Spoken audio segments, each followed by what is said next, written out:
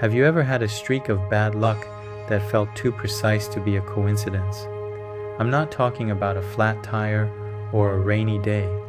I'm talking about a relentless series of disasters that feel like they are aimed directly at you. You lose your wallet, then your health takes a dive, then a relationship crumbles, all within the span of a week. You feel a weight on your chest when you sleep, and a sense of dread when you wake up. In the world of deep occultism, this isn't just randomness. It's a sign that your name might have been written down in a very specific, very dangerous place. You have been added to the Banshee Dum, or the death ledger.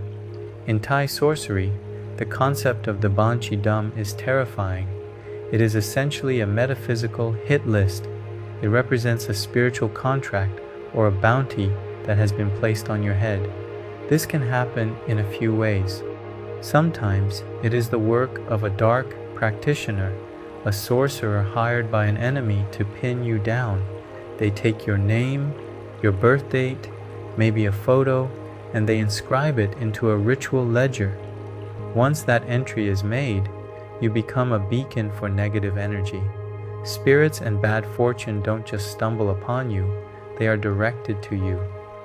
It's like having a GPS tracker attached to your aura that broadcasts a signal saying, "Attack here." But the death ledger isn't always man-made. In a more spiritual sense, it represents a backlog of karmic debt that has suddenly come due. It is the ledger of the underworld, where the accounts are balanced in the harshest way possible. When your name lights up on this list, standard protections often fail. You can wear all the amulets you want or say all the prayers you know, but if your name is still on the list, the attacks will keep coming. A shield might stop one arrow, but the ledger ensures 1,000 more are fired. This is where the concept of the erasure comes into play. It is one of the most unique and desperate measures in magical defense. The goal here isn't to fight the spirits attacking you. It isn't to reflect the curse back to the sender. The goal is much simpler and much more effective. It is to delete your name from the book. The energy of the Banshee Dum erasure operates like a spiritual redact. It targets the link between your physical body and the record held by the sorcerer or the entity hunting you. Think of it as scrubbing a hard drive. When this specific energy is invoked, it works to smudge the ink on that metaphysical page. It obscures your spiritual signature. The spirits sent to harass you suddenly lose their target lock. The bad luck that was homing in on you suddenly veers off course because it can no longer find the destination. It is a form of camouflage, but deeper. It cuts the cord of recognition. When the erasure is successful, the sudden silence is deafening. The chaos stops. The heaviness lifts. It is the difference between blocking a punch and simply not being in the ring anymore. The person holding the grudge, or the entity holding the debt, looks at their ledger and sees only a blank space where your name used to be. You effectively become invisible to the malice that was hunting you. This kind of liberation is crucial because you cannot live your life constantly looking over your shoulder. You cannot thrive if you are constantly deflecting attacks. You need to be removed from the equation entirely. You need your name struck from the list so that you can walk freely again. There is a specific sonic frequency, a powerful vibration used to facilitate this scrubbing process. It is a sound designed to confuse the trackers and dissolve the ink of the death ledger. It is the sound of your name disappearing from the mouths of your enemies. Relax, clear your mind, and let this sound wash over you. Allow the vibration to do the work of redaction. Listen to this chant now.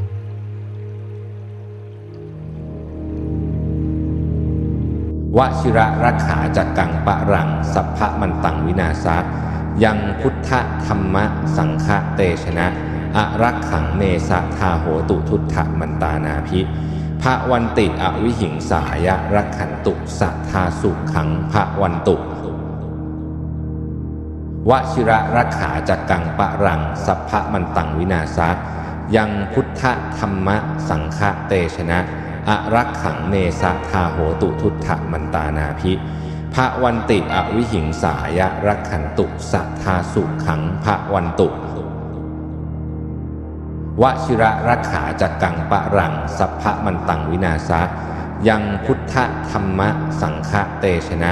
อรักขังเมสะทาโหตุทุตถมันตานาภิภวันติอวิหิงสายะรักขันตุสัทธาสุขังภวันตุวชิระรักขาจักกังปะรังสัพพมันตังวินาศะยังพุทธธรรมสังฆเตชนะอรักขังเมสะทาโหตุทุตถมันตานาภิ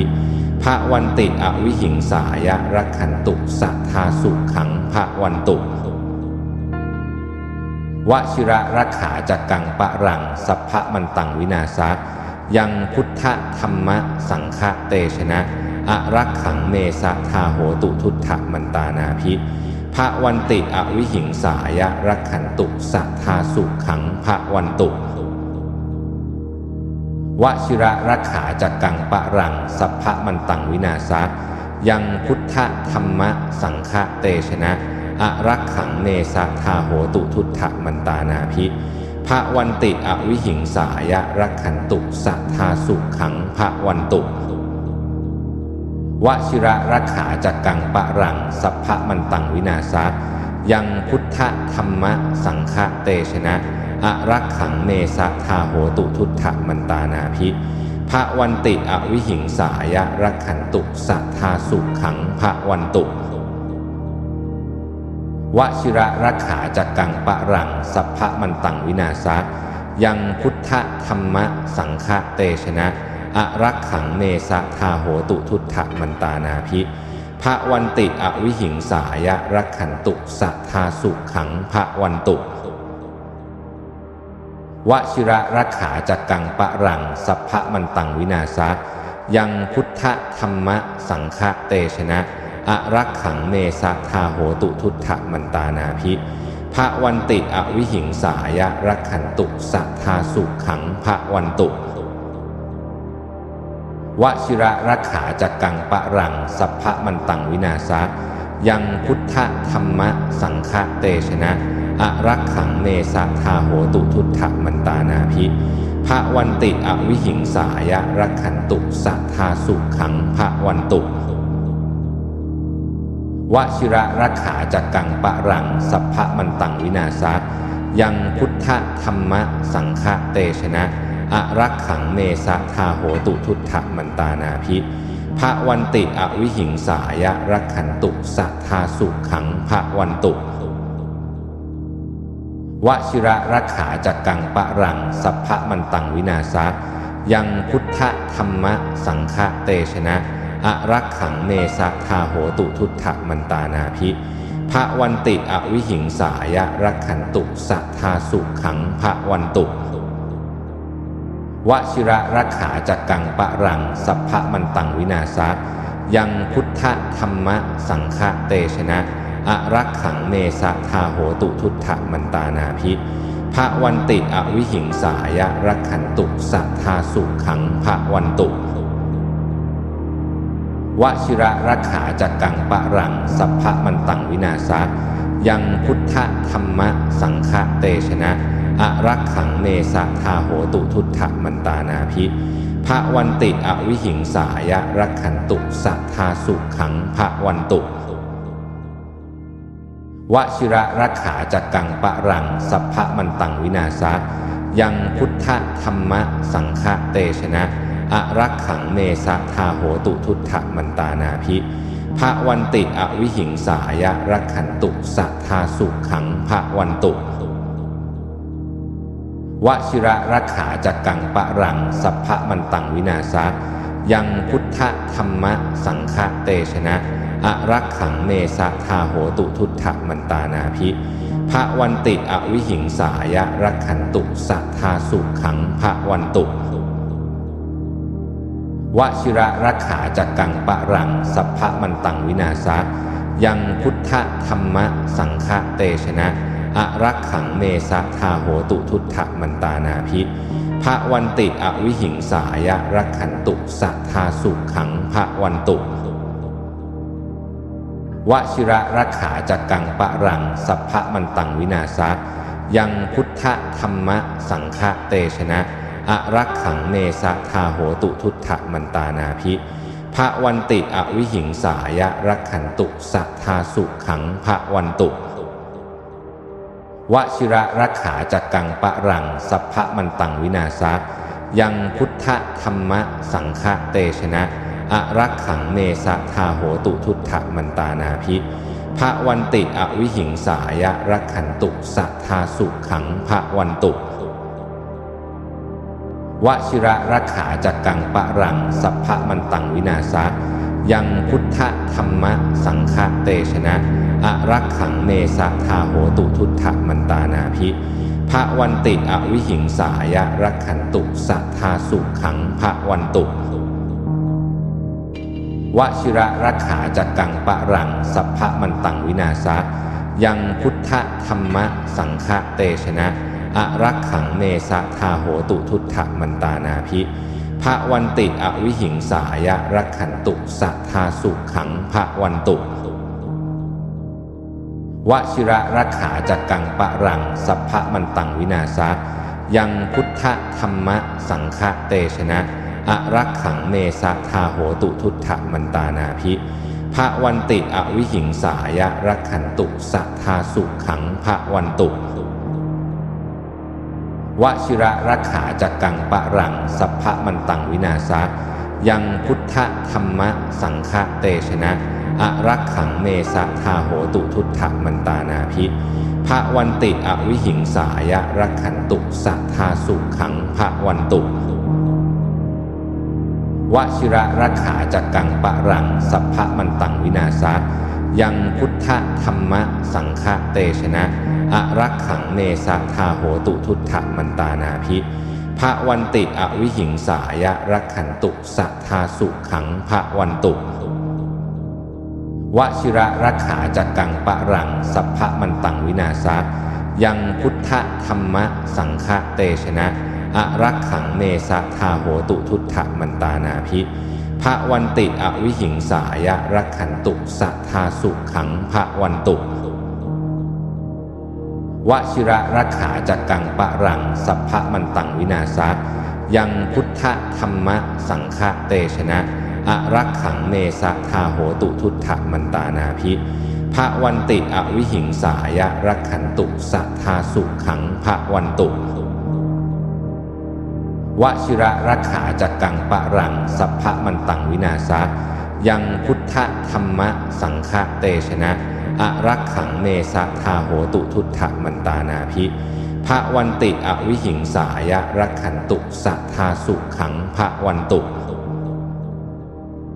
วชิระรักขาจักกังปะรังสัพพะมันตังวินาศะยังพุทธธรรมสังฆเตชนะอรักขังเนสะทาโหตุทุตถมันตานาภิภวันติอวิหิงสายะรักขันตุสัทธาสุขังภวันตุวชิระรักขาจักกังปะรังสัพพะมันตังวินาศะยังพุทธธรรมสังฆเตชนะอรักขังเนสะทาโหตุทุตถมันตานาภิภวันติอวิหิงสายะรักขันตุสัทธาสุขังภวันตุวชิระรักขาจักกังปะรังสัพพะมันตังวินาศะยังพุทธธรรมสังฆเตชนะอรักขังเนสะทาโหตุทุตถมันตานาภิภวันติอวิหิงสายะรักขันตุสัทธาสุขังภวันตุวชิระรักขาจักกังปะรังสัพพะมันตังวินาศะยังพุทธธรรมสังฆเตชนะอรักขังเนสะทาโหตุทุตถมันตานาภิภวันติอวิหิงสายะรักขันตุสัทธาสุขังภวันตุวชิระรักขาจักกังปะรังสัพพะมันตังวินาศะยังพุทธธรรมสังฆเตชนะอรักขังเนสะทาโหตุทุตถมันตานาภิภวันติอวิหิงสายะรักขันตุสัทธาสุขังภวันตุว วชิระรักขาจักกังปะรังสัพพะมันตังวินาศะยังพุทธธรรมสังฆเตชนะอรักขังเมสะทาโหตุทุตถมันตานาภิภะวันติอวิหิงสายะรักขันตุสัทธาสุขังภะวันตุวชิระรักขาจักกังปะรังสัพพะมันตังวินาศะยังพุทธธรรมสังฆเตชนะอรักขังเมสะทาโหตุทุตถมันตานาภิภะวันติอวิหิงสายะรักขันตุสัทธาสุขังภะวันตุวชิระรักขาจักกังปะรังสัพพะมันตังวินาศะยังพุทธธรรมสังฆเตชนะอรักขังเมสะทาโหตุทุตถมันตานาภิภะวันติอวิหิงสายะรักขันตุสัทธาสุขังภะวันตุวชิระรักขาจักกังปะรังสัพพะมันตังวินาศะยังพุทธธรรมสังฆเตชนะอรักขังเมสะทาโหตุทุตถมันตานาภิภะวันติอวิหิงสายะรักขันตุสัทธาสุขังภะวันตุวชิระรักขาจักกังปะรังสัพพะมันตังวินาศะยังพุทธธรรมสังฆเตชนะอรักขังเมสะทาโหตุทุตถมันตานาภิภะวันติอวิหิงสายะรักขันตุสัทธาสุขังภะวันตุวชิระรักขาจักกังปะรังสัพพะมันตังวินาศะยังพุทธธรรมสังฆเตชนะอรักขังเมสะทาโหตุทุตถมันตานาภิภะวันติอวิหิงสายะรักขันตุสัทธาสุขังภะวันตุวชิระรักขาจักกังปะรังสัพพะมันตังวินาศะยังพุทธธรรมสังฆเตชนะอรักขังเมสะทาโหตุทุตถมันตานาภิภะวันติอวิหิงสายะรักขันตุสัทธาสุขังภะวันตุวชิระรักขาจักกังปะรังสัพพะมันตังวินาศะยังพุทธธรรมสังฆเตชนะอรักขังเมสะทาโหตุทุตถมันตานาภิภะวันติอวิหิงสายะรักขันตุสัทธาสุขังภะวันตุวชิระรักขาจักกังปะรังสัพพะมันตังวินาศะยังพุทธธรรมสังฆเตชนะอรักขังเมสะทาโหตุทุตถมันตานาภิภะวันติอวิหิงสายะรักขันตุสัทธาสุขังภะวันตุวชิระรักขาจักกังปะรังสัพพะมันตังวินาศะยังพุทธธรรมสังฆเตชนะอรักขังเมสะทาโหตุทุตถมันตานาภิภะวันติอวิหิงสายะรักขันตุสัทธาสุขังภะวันตุ